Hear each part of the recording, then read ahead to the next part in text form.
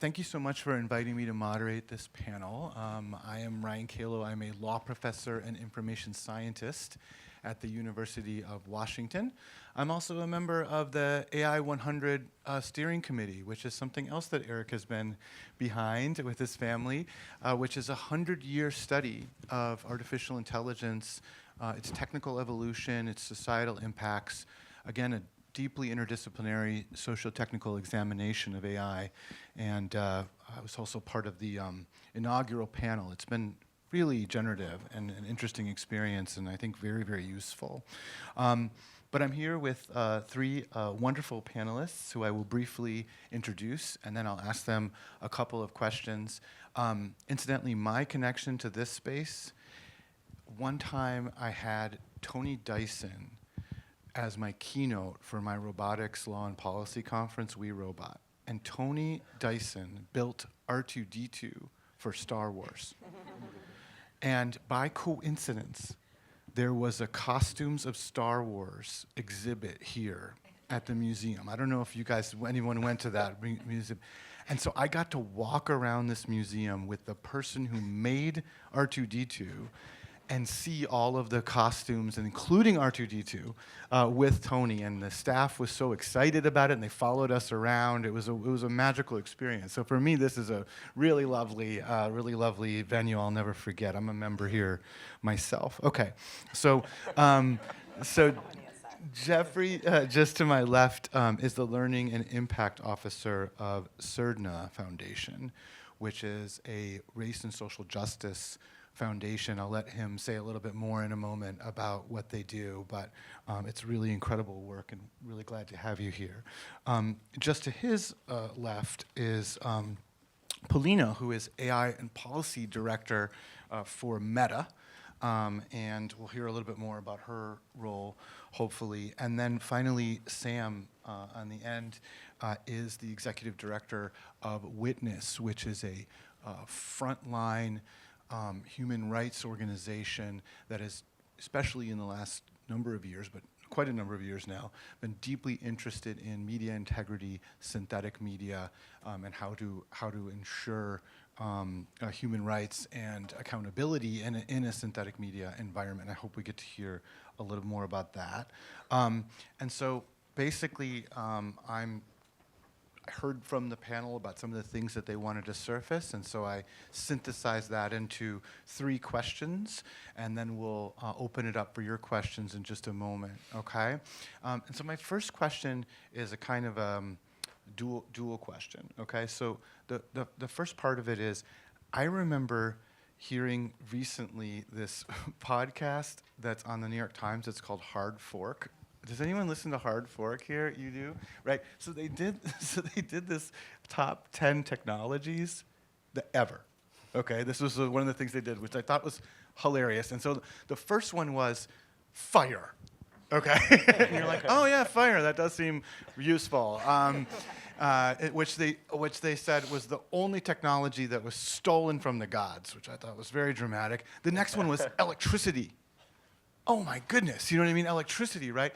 But the fourth one was iPhone. And I was like, really? You know? And trains didn't make the list. Trains. Yeah. You know? I mean, do you know that like trains like is why we have time zones? Like it used to be that people would, you know, trains meant you no longer had to die of dysentery traveling from, you know, New York to California. Like trains were a huge deal. They were the birth of negligence in tort law, which I teach. So they didn't even make the list. You know what I mean? But it's like, you know, but apparently the iPhone was number 4. And then with respect to AI, they isolated as their unit of analysis the transformer, arguing that the Google paper, or the paper that came out of researchers at Google and others about attention is all you need was actually the real key thing. So not the perceptron, not neural nets, anything else. So my question for you is, where do you come down on this sliding scale of where, like, what is your best analogy for, so AI is the most transformative technology since blank. Okay, you can skip this question. I didn't vet it in advance. You can skip this question. And then the second part of my question, which I hope you don't skip, is, you know, what challenges has AI raised specifically for your organization? And this is something that each of you did reflect back to me as important, but something where AI, what unique challenge? How does AI differ from previous and constituent technologies in the way that it's challenged the work that you do in your organization? So Jeff, if I can start with you. Yeah, thank you for that. And I guess I'll start. So I'll take the latter, and while I ponder the former. Just for context, the Surdna Foundation is a very old family foundation. We're a 107-year-old family foundation, still governed by descendants of our original benefactor, his name is Johnny Andrus, and I bet he had no idea that we would be funding in this space today. We have been caught surprised, but we're excited about being in this space. We're a racial equity funder, and we're guided by principles of social justice, and we're funding in economic justice, environmental justice, the arts, and we're also focused on abolishing the foster care system and the juvenile justice system. Those are our 4 core program areas. I get to run a grant making portfolio that is a horizontal across all of those core program areas, and I'm focused on artificial intelligence, how our AI is affecting each one of those areas, again, through the lens of racial equity. So, when we think about challenges, I think one of the biggest challenges with AI for us right now, in our opinion, is how fast it's moving. Much faster than our ability to govern it responsibly and to fully understand its impact. I think this creates a really dangerous gap, especially for the communities that we're trying to serve, communities of color, low-income communities, immigrant communities. And I think when systems are deployed without safeguards, they end up reinforcing the same inequities that we're trying to dismantle with our grant-making dollars and with the interventions that our grantees are standing up. And you think about facial recognition. This is a good example. This is a tool that is incredibly useful and incredibly effective, but disproportionately affects a lot of the communities that I come from. I'm from Harlem.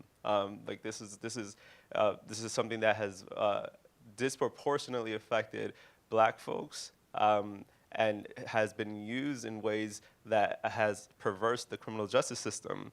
And I think So there are those challenges, and I think another key challenge, given our focus on economic justice, is this issue of the concentration of power within the AI economy. I think right now, a handful of corporations control most of the resources, whether it's data, whether it's computing power, or infrastructure that drive AI. And this, I think, gives them enormous influence on AI, and I think how it's developed and how it's used. So decisions that impact millions of people are being made in boardrooms when it's supposed to, in our opinion, in our perspective, when communities should be at the center of that decision-making process. And if we're thinking about the responsible deployment, the responsible development of AI, the centering community voices is one way that we need to do that. So I think this the technology problems that we're facing right now, that we're kind of engaging with, these are problems relating to capitalism, right? So we see them as one and the same. And I think what makes this technology different from past technologies is just how fast AI can scale. I think in the past, it might have taken years for a new technology to reach a global audience. But with AI tools like Gen AI, models seem to reach millions of people overnight. And again, we're not able to govern this responsibly as soon as the rate at which these things are being released, we can't keep up, right? So I think these are the things that we're kind of wrestling with. And I think just to wrap up here, I still think it's important to acknowledge, because we're not only focused on the cautionary parts of AI. We're actually, we believe that this tool, these tools have real potential in strengthening the democratic process, empowering social movements, but only if we are centering communities from the beginning. The vision and the development of AI needs to be anchored in a vision of justice and equity, and that has to happen from the start. And I didn't think about your first question. I'm sorry. No, that's Yeah. It was a little tongue-in-cheek, admittedly. Well, I mean, just a quick follow-up on that before we move to Polina and talk about for Meta. So one of the things I was thinking about is the potential for there to be a tension between different pillars at PAI, right? And this played out in the early days of facial recognition, where you had people like Joy saying, the problem with facial recognition is there's not enough black faces and it doesn't work as well for black people, right? And then you have people like Alondra Nelson, who's going to come here and speak in the spring, incidentally, saying, I don't want facial recognition to work well for black faces because it's disproportionately deployed against black populations, right? And so just a quick follow-up, is that something you guys are thinking about? Because the tension is, of course, between the idea of having debiasing and making sure that things are fair and transparent. That's one pillar. But also the fact that the costs and benefits of AI are evenly distributed across society, right? So how do you think about that at your organization? The way we think about it is around the use case, right? Facial recognition in and of itself is not, in our opinion, is not a bad thing, right? We've seen use cases of facial recognition used in ways that advance equity. In Hollywood, there's a tool that's being released out where an AI tool is scanning the faces of all the folks that are on TV to see who's being represented and who's not being represented on TV. That is a good use case, but when we're using it to surveil people, surveil communities of color, that's when something has to give. Someone needs to be held accountable. Clearview AI can't just kind of run amok and sell these tools to different municipalities at the expense of the people, right? So we're thinking about it from the perspective of use cases and accountability, right? Yeah. Thank you so much. So Polina, you're at a famous technology company, and there's been iterations over the years of many different new technologies coming out of Meta, whether it be augmented and virtual reality, whether it be artificial intelligence. Do you think there's something unique in the current generation of AI that presents unique challenges? And if so, what would you say that they are? So, sorry for how I sound today. I hope you guys can hear me.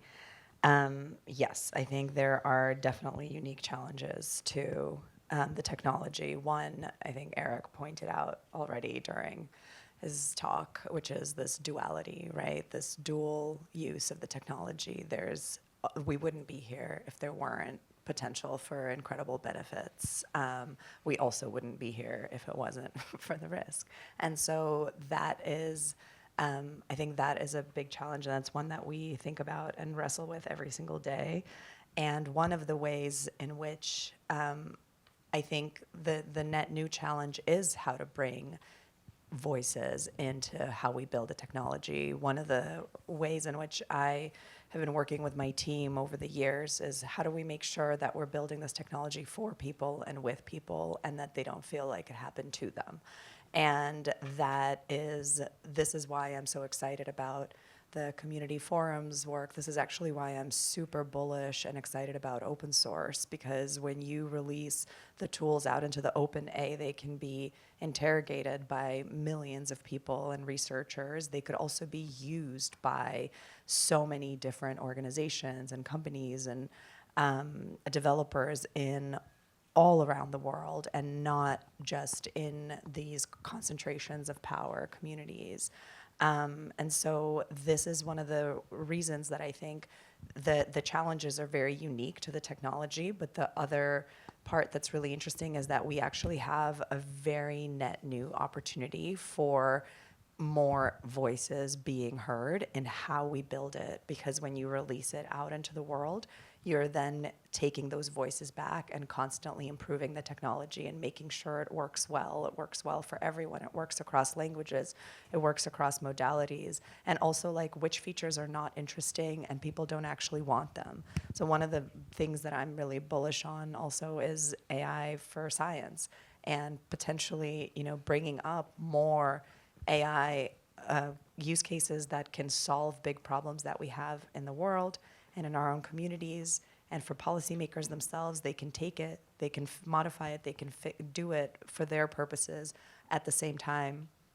And maybe over time, and as Eric talked about, like the 3-year plan, the 10-year plan is maybe the frivolous use cases will go away, and what we'll be left with is a transformational technology that can solve some of those big problems that we have in the world. Just a follow-up question. Many people in this room have been working on AI policy for 5 years, sometimes 10 years, right? Do you think we're in a different position now today than we were, say, 5 years ago? And if so, how are we in a different position? Yeah, so I'm fortunately or unfortunately one of those people who have been here for a long time.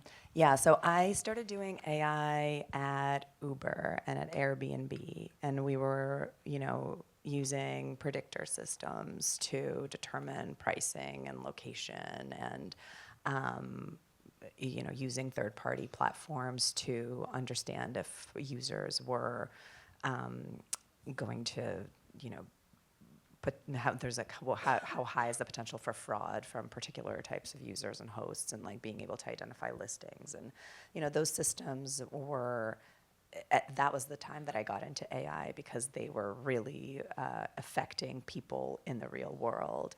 And the world was so different at the time because AI was powering everything and nobody knew about it.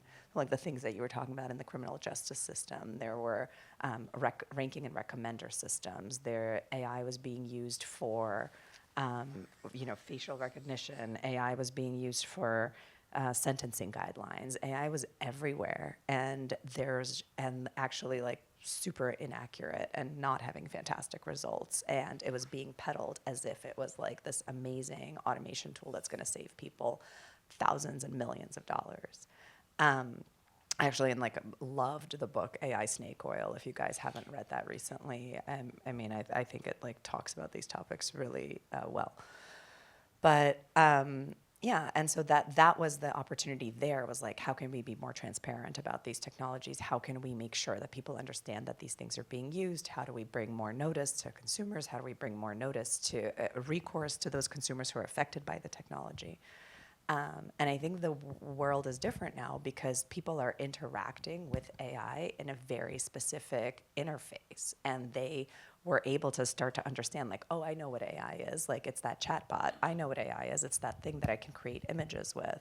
And so the way that people are interacting with technology is so different now that they now feel like they should have some control in how it's working. And so I think the big opportunity area right now is science communication, is being able to explain to people how the technology works so that they can then be informed and figure out how they want the future to look like. And that is bringing young people. And one of the things I'm really excited about is not just working with young people in universities who are coming up and getting their PhDs in AI, but also liberal arts schools that have these multidisciplinary programs where they're really thinking and grappling with the ideas of what is the future that they want to look like. So yeah, I do think it's different. Any thoughts about where AI falls? Is it more like a train? Is it more like an iPhone? Oh yeah, I actually did write this down. Oh, you did? Okay, wow. I did. And although all analogies are so faulty, I've been trying to find a really good one. I liked the airplane one, actually. That's the one that we use a lot. That's the one I say a lot. But I actually like, now that I'm thinking about it, maybe the sharing economy. It's another really good one because it's quite transformational. Or like I moved to Maine recently, and we don't have a sharing economy, and it was really hard to get used to. Wow. I was just in Maine. It's beautiful there. It I mean, is, but we have no I can't people. believe how. So we have There's no Uber though. so there's no Uber, yeah. Uber for leaves. Okay, so, well, I think this is an important point, though, right? That I want to just sort of highlight, which is some of these questions are actually about what we in the tech policy space call units of analysis. So, if you look at, as Eric pointed out, there wasn't like a STEAM partnership, right? But there sure as heck was a Federal Railway Commission. You know what I mean? And so, that's the technology that powered early trains. There was a commission around that. It was, bipartisan and interdisciplinary for its time. So, I mean, part of these questions matter actually at a policy level. What is the level of generality at which you regulate? My own 2 cents. So, Sam, your organization is doing such extraordinary work in the ICT space for years. How has AI in particular provided challenges or opportunities for your organization? Yeah, and I think this is, maybe just to contextualize the organization broadly, we work with frontline human rights communities and journalists globally who are using video and technology. That's our mission. And 6 or 7 years ago, roughly the same time as PAI was thinking about this, we started thinking, what are the technologies that are going to impact the trust, the credibility, the ability of those frontline information actors to do their work as effectively and impactfully as they want. So that's the context for us. And the way we went about thinking about what the challenge would be was to talk to the people we work with and say, what are you worried about? Because you understand the context you sit in. You understand the way that governments and corporations and technologies work for and against you. And so from the start, the concerns that we saw and the challenges were grounded on the one hand on human rights concerns, surveillance, closing civil society space, which is the phenomenon we probably are about to experience in the US of trying to target human rights activists and others and shut down their activities, to criminalize them, to accuse them of illicit activities, and gender-based violence. So they instantly connected this to the patterns around them, and they also talked about how they saw it in an information environment. How do we deal with trust in our content? How do we deal with volume of content? And how do we think about this based on what we've already experienced with social media particularly, which is exclusion from the decision-making about how social media was constructed, governed, and continue to operate, right? So historical precedents and very current lived realities. And so when we've seen those challenges, and in fact, many of those challenges have played out, right? Like in the broader AI landscape, obviously, in the questions around surveillance, use of facial recognition, use of AI in targeting, all of those are things they're thinking about. Where we focused our energy has been on the information environment, particularly. And in the last 18 months, we've had sort of a front row seat to how this is playing out, because we've gone from the work that we did for the past 5 or 6 years, it was very much on the tech infrastructure, the policy decisions, because to be honest, the synthetic media threat didn't feel all that present for most of the people we worked with. They talked about the current realities of gender-based violence where someone swapped a face using Photoshop. And they talked about the current realities of people using shallow fakes, like manipulated images using just decontextualization. But in the last 18 months, we've seen it really becoming very visible on those fronts, right? Non-consensual sexual images, but also real-world examples of synthetic media. And I'm deeply grateful we've not had the hyperbolic elections AI 2024 year, right? Why would we wish that on ourselves? Thank goodness that didn't happen. But I also want to point out that what we've seen is that, particularly for frontline human rights defenders and journalists, there is a complicated environment emerging where questions about what is true and false, what is authentic or simulated, are becoming very much part of how their content is undermined, their communications are targeted, right? On the one hand, and we run a deepfakes rapid response force. There's some members of it who are members of the technical community of companies, of people running companies, who work with frontline human rights defenders who are encountering claims that something is synthesized or false claims that something is synthesized when it's real. And what we're seeing is that in many contexts, we just saw a case this morning from Ghana, 2 videos, or a video and an audio, where there's contestation about what is real and what is synthetic that is roiling in election context, right? And so you're seeing on the one hand that, right, like just the undermining and the sort of sense of challenge on the individual content. Then you've got the layer which is like, actually, we don't trust what we see online, and guess who we don't trust most? We don't trust the people we don't want to trust, which in my world are the human rights activists, the marginalized communities, the dissidents, right? So you have that layer. And then there's the third looming layer that I think is the big one, which makes me try and think about where this places in our list of fire to, what was number 10? Was that like the, Oh my goodness, what the was number biro or 10? something? Yeah, like I can't remember. the fountain pen. Definitely, the printing press was in there somewhere, Yeah, like below the yeah. iPhone. You Okay, know. so as we're getting to where to place between where somewhere on that scale, and I think the looming thing that we're trying to grapple with, and we don't, is that this is also shifting the way in which content and communication happens. And Eric referred to this earlier in the conversation, Rebecca, like agentic AI, personalization, volume, easy realism. And that poses some really significant challenges, not at necessarily the individual content item level, but just what are the ways that authentic voices of marginalized groups get heard? They can't compete on volume. They can't compete in unethical ways.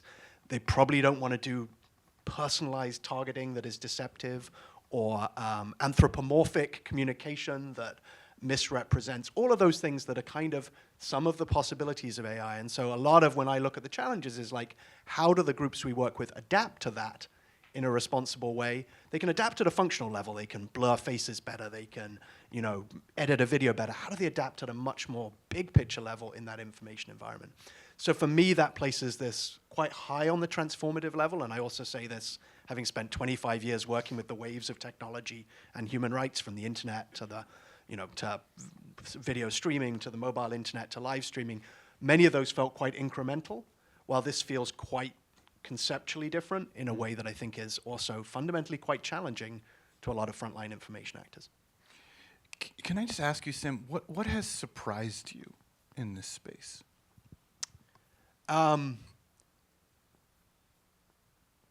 That's a really good question. What is surprising? Because I think a lot of this is continuity on the problems. A lot of it is continuity on the things that are concerns for the communities who are most at risk.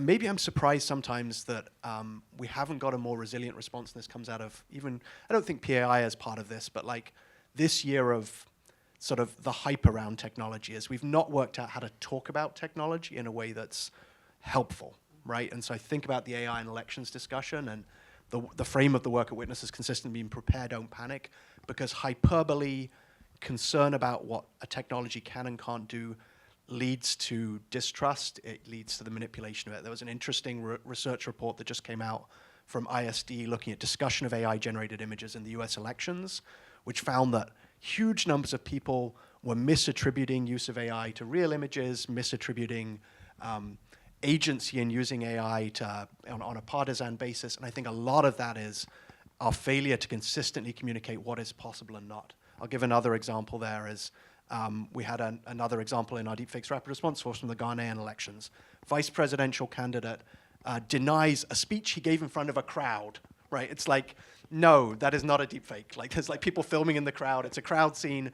But he's relying on the fact that people have a limited public understanding of AI, and they believe that it is a sort of nightmare shibboleth. And so the surprise there is that we've not communicated on it. The reality is consistent, right? That people worry and have challenges about trust and authority in this. Yeah, I'm going to ask the same question. It sounds like, Jeffrey, you want to get into that too. Yeah, I think one of the things that has surprised me, like in addition to what you described, Sam, I think on the positive side, I'm constantly surprised by what folks in civil society are able to do when given the time, resources in terms of what they can build with AI, right? This is something that I genuinely believe is that there's when I look at the grantees that are in our portfolio, these are community organizers, these are folks powering movements. There's a ton of innovation that's trapped there, and if we can figure out a way, and I'm thinking about when I say we, I think the folks that have the resources, the folks that are funders, to invest in their genius, to build tools, to think about how they can apply AI within the context of their theory of change. then we might see something pretty amazing. And over the weekend I read something from the markup about a young woman who used a Gen AI model to build something called Justice GPT, which is designed to essentially help public defenders analyze court transcripts and find critical patterns leading to fairer outcomes, right? Like there are a bunch of use cases like this that are just waiting to be discovered, right? And I think philanthropy could play a role in helping find those. Yeah. Yeah, no, Polina, I was going to ask you too. What's been surprising? Yeah, I +1 to everything you said. I think my mic is not working. Can you guys hear me? It's okay now. Yeah. Okay. So we're running a project. It's been almost 2 years now. So I encourage all of your really awesome suggestions to apply for grants. Like we have one of the most surprising and incredible projects is this Llama Impact Program, and we have thousands of applicants who applied for these grants. We started running it in 2023, and this year all the applicants applied, and then we ran 60+ programs of accelerator programs and hackathons, and helped a bunch of the applicants who were originally applied refine their ideas, and then awarded them millions of dollars to advance AI for medicine. So we have this incredible use case for matching cancer patients, AI for agriculture and solving food shortages and insecurity in very specific localities in India, in Africa, in Indonesia, and then a lot of AI tutoring, but also we are continuously now running this program because it's been so successful, because there's so many applicants and so many people who want the technology, but also want additional support in figuring out how to actually use it to solve these really big problems that they have. And so there's so many opportunities for collaboration between small organizations and large, so that we can enable these use cases, because the technology really can be transformational. So yeah, I think that's been one of the best things that have happened over the last few years for me personally. AI for racial equity, maybe? Exactly, Yeah. exactly. Yeah. Sam, what about for you? Is there something that you're excited about, hopeful about? I mean, you've been describing kind of what Bobby Chesney and Danielle Citron called the liar's dividend, which is the idea that when you don't know what's real, then liars can get away with things. But anything you're hopeful about, interested in potentially? Let me try and be hopeful. Yeah, please. No, and I don't say that cynically, because I think we need to be balanced when we're hopeful and be pragmatic about hope. One area I'm hopeful on is I don't think we're in the same place we were with social media, to go back to the analogy then of the sense of exclusion.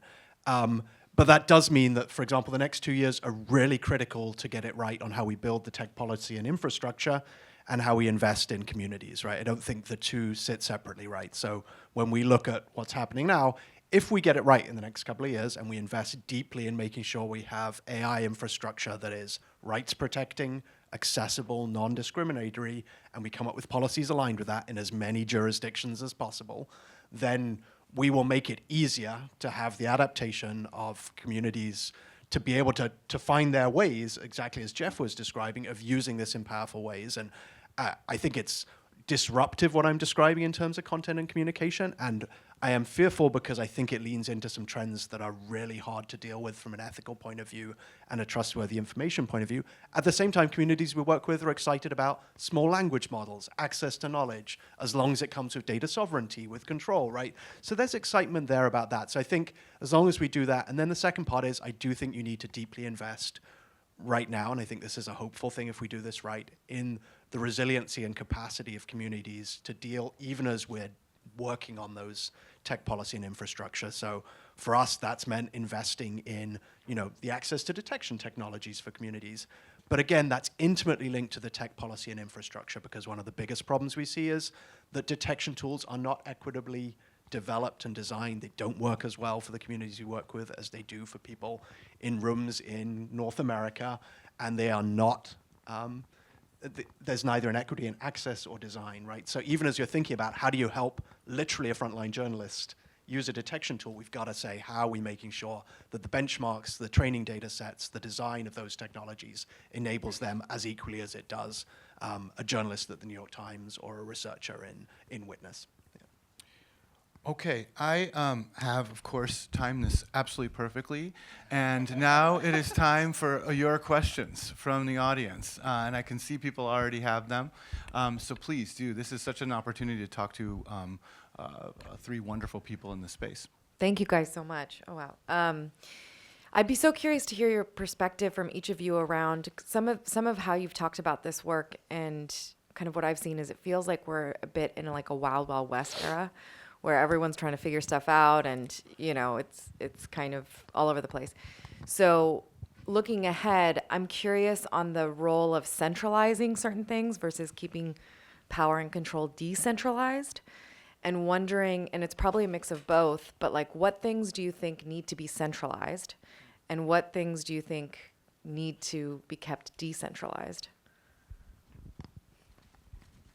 I mean, let me just start, because I think that there's a huge amount of work to be done right now on standards, and those are the things that I think do require a lot of centralization and a lot of input from very diverse communities. And so I think work on evaluations and benchmarks, like for just understanding how these technologies work and how to measure them, I think there's so much work to be done in that space, and we're all trying so hard to standardize something in that space, but it's really hard. I mean, ML Commons is doing incredible work. We're doing a bunch of stuff through the Frontier Model Forum for frontier capabilities, but in general, like standardization, I think needs to be centralized, especially for those types of problems. I think the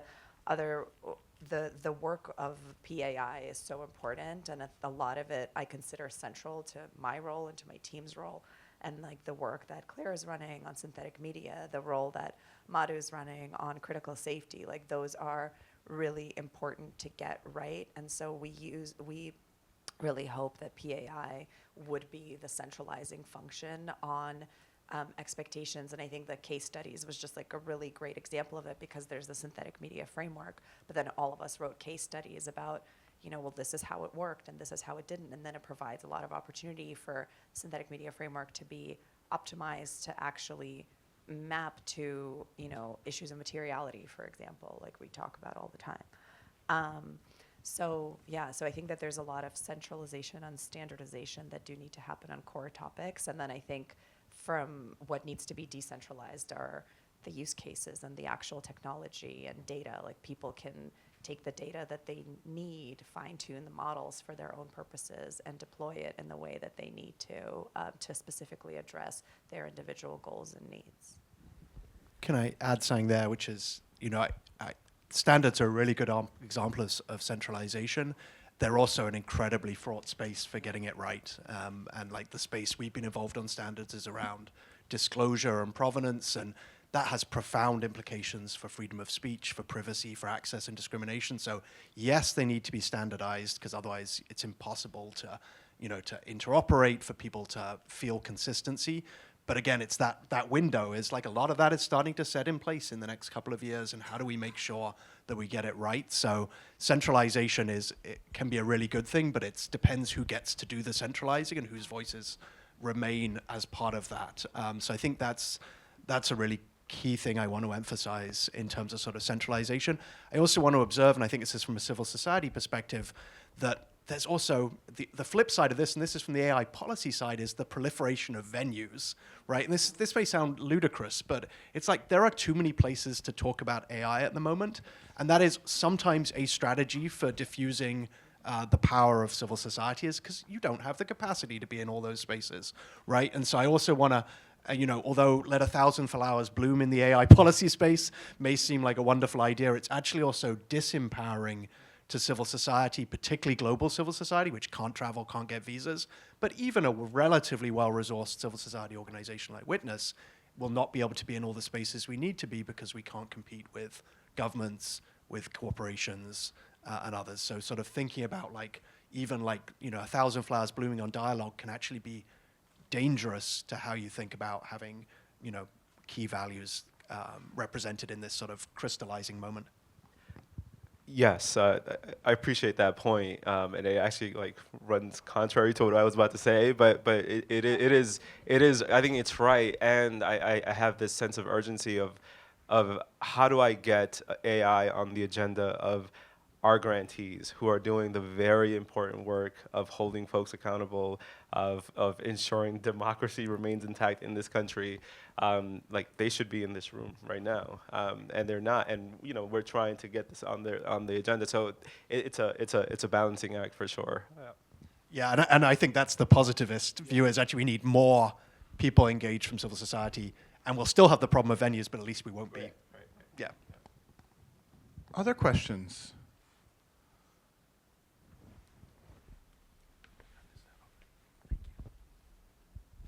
Thanks. This is sort of building on everything that we've just been talking about, but I wonder if, like, something that we hear a lot is we have to have the impacted communities' voices involved in these discussions. And I wonder if you have models from past industries of how to do that. In a former life, I worked a lot in international development and mining. This is something people talk about all the time. It's bullshit. Like, sorry. It's almost always bullshit.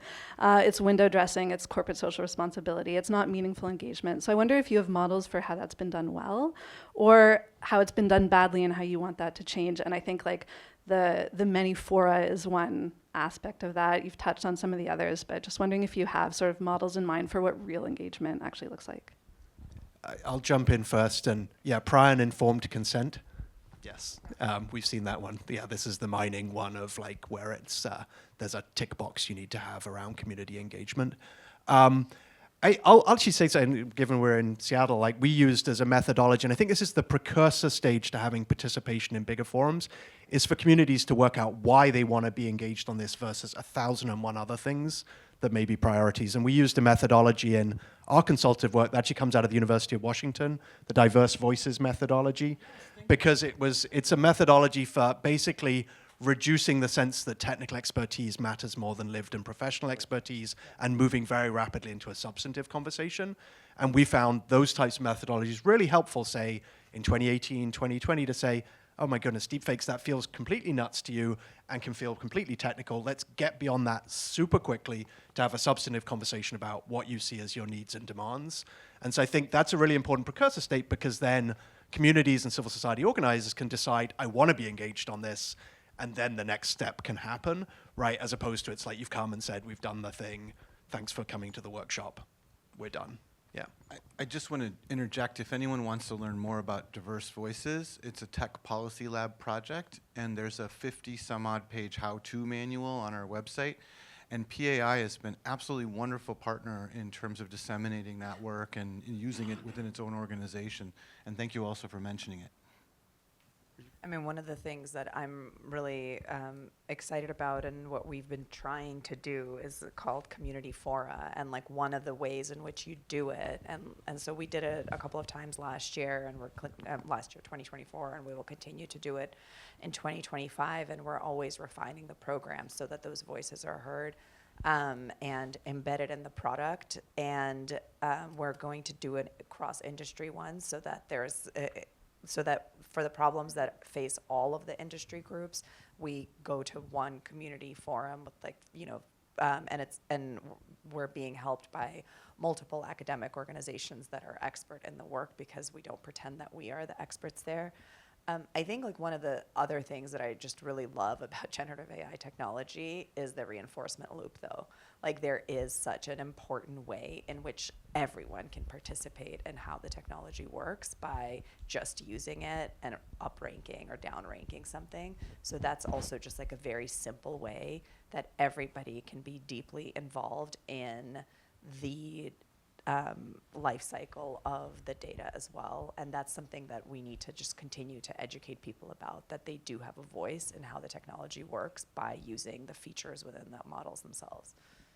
The only other thing I'll add is, when I introduced our organization, I talked about how we're guided by principles of social justice. For us, that means several different things, but one of the key things is that means that we're focused on capacity building and building leaders within whatever field that we're focused on. So capacity building is a key mechanism for inviting community to the table and actually figuring out how to get their voices reflected in whatever it is that we're trying to do, whether it's technology development or actually thinking about how to get AI right on the policy agenda within their local community or at a larger scale, and that's how we think about it in terms of the mechanism of getting them reflected in the work. Okay, well, we are at time. That was fascinating. I'm sure we could do a whole other hour on this, but please join me in thanking our esteemed panel. Thank you so much, guys. Appreciate it.